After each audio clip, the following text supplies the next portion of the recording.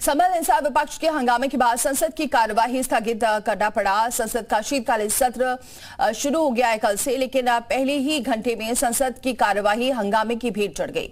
रविवार सुबह संभल में भड़की हिंसा के बाद से विपक्ष ने संसद में सरकार को घेरने की तैयारी की थी। विपक्ष का आरोप है कि संभल में हिंसा सरकार समर्थित है।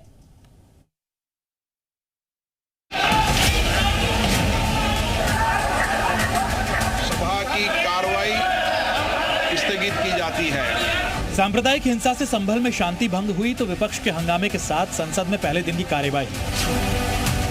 हालांकि दोपहर 12 बजे संसद की कार्यवाही दोबारा शुरू हुई, लेकिन संभल हिंसा को लेकर विपक्ष की नारेबाजी और हंगामे की वजह से इसे बुधवार तक स्थगित करना पड़ा।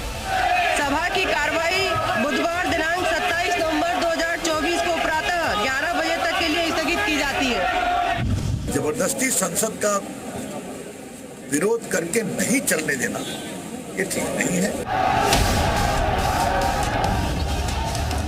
संभल हिंसा को लेकर विपक्ष के आक्रामक तेवर संसद की कार्यवाही तक ही सीमित नहीं है, बल्कि विपक्ष सीधे तौर पर इस हिंसा के लिए सरकार को जिम्मेदार ठहरा रही है। असदुद्दीन ओवैसी ने यहां तक कह डाला कि संभल हिंसा में 4 युवाओं की मौत सरकार प्रायोजित मर्डर है। कोर्ट का ऑर्डर गलत है। कोर्ट एक तरफा कैसे सुनेगा, जहां पर सालों से, बरसों से, सदियों से एक मस्जिद आबाद है और अचानक कोई उसी दिन केस डालता है और कोर्ट उसी दिन ऑर्डर दे देता है। ये कोई बताइए, कोई पंचायत बैठ रही है, कोर्ट बैठ रहा है। कोर्ट को तो चाहिए था कि दूसरे पक्ष को सुनते। फिर आपने ना मस्जिद कमेटी को या वहाँ के जिम्मेदारों को, पीस कमेटी को इन्फॉर्म किया, और फिर उसके बाद जो सर्वे हो रहा था, आपको प्रोवोकेटिव स्लोगन्स लगाने की क्या जरूरत।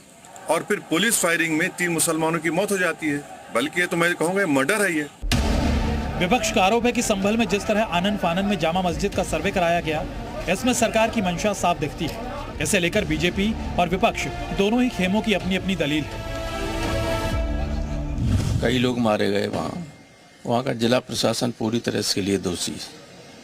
एक बार सर्वे हो चुका था, दोबारा 6 बजे डीएम लेके पहुँच गया वहाँ पे, और किसी पक्ष को जज ने फैसला दिया, जो न आदेश दिया, उसमें दूसरे पक्ष को न बुलाया न जानकारी। ऐसा कभी होता नहीं। समाजवादी पार्टी के लीडर उनके सपोर्ट में खड़े होते हैं, न ही कानून व्यवस्था के। और यही बयान रामगोपाल यादव जी का भी दर्शाता है कि वो पुलिस पे उंगली उठा रहे हैं, नहीं जिन लोगों ने पथराव किया और जिन लोगों ने गोली चलाई। संभल हिंसा पर गर्माती सियासत को देखते हुए पूरे इलाके को पुलिस ने सील कर दिया है। यहाँ तक कि सांसद चंद्रशेखर ने जब संभल का रुख किया तो पुलिस ने उन्हें छिजारसी टोल पर ही रोक लिया। ये रोज नए सर्वे, रोज नहीं हुआ, ये सत्ता में बैठ के जो भाजपा के लोग कर रहे हैं, ये निंदनीय है। सारी घटनाएं तब तक जो है इस पर पर्दा नहीं उठेगा जब तक इसकी जांच नहीं होगी, और वो भी सुप्रीम कोर्ट की निगरानी में। इसलिए मैं इसकी सीबीआई जांच की मांग करता हूँ।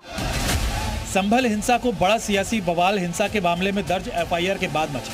संभल पुलिस ने जो एफआईआर दर्ज की, उसमें समाजवादी पार्टी के सांसद जियाउर रहमान बर्क का भी नाम शामिल है, जिस पर राजनीतिक बवाल मचा है। पार्लियामेंट में माननीय सभापति जी, स्पीकर महोदय अनुमति देंगे तो जरूर उठाएंगे। हम लोगों ने अनुमति मांगी है। एडजर्नमेंट मोशन रखा है क्या? हाँ बिल्कुल, समाजवादी पार्टी की तरफ से एडजर्नमेंट नोटिस है। आप कैसे देखते हैं सर इस बात को, कार्रवाई को? नहीं, बहुत दुर्भाग्यपूर्ण है, बहुत दुर्भाग्यपूर्ण है। और बाकी चीजें हाउस में रखेंगे।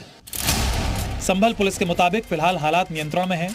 पुलिस ने एहतियात के तौर पर इंटरनेट बंद करने के साथ ही जिले में बाहरी लोगों के एंट्री पर बैन लगा दिया है। लेकिन विपक्ष का आरोप है कि पुलिस खुद इस हिंसा की साजिश और भीड़ में शामिल संदिग्ध नकाबपोशों के संरक्षण में शामिल है। यूपी में जिस तरीके से तांडव ये लोग कर रहे हैं, वो लोग चाहते हैं कि यूपी से पूरे देश में माहौल जो है हिंसक करें, नफरत फैलाएं। जो लोग भी है सब लोग शपथ लेकर के संविधान का आज संवैधानिक पद पर है, लेकिन जिस हिसाब से यूपी में पुलिस का गुंडाकरण कर दिया गया है, ये बहुत ही दुर्भाग्यपूर्ण है। इस तरीके का जो प्रोवोकेशन हम देख रहे हैं बार बार, जब सुप्रीम कोर्ट ने भी ये कहा था, जब राम मंदिर का डिसीजन हुआ था, कि इसके बाद और कोई मस्जिद हो, मंदिर हो, उस पर चर्चा नहीं होनी चाहिए। फिर भी हम देख रहे हैं कि कहीं ना कहीं ये प्रोवोकेशन से जो वायलेंस उठता है और जो आपसी समाज में मतभेद होता है, उससे राजनीतिक फायदा किसको होता है सभी जानते हैं। इस बीच संभल पुलिस का दावा है कि हिंसा में जिन 4 युवकों की मौत हुई है, पोस्टमार्टम में मौत की वजह देशी बंदूक से चली गोली बताई गई है। पुलिस ने चारों मौतों की न्यायिक जांच के आदेश दिए हैं। संभल से राहुल मिश्रा के साथ ब्यूरो रिपोर्ट, जी मीडिया।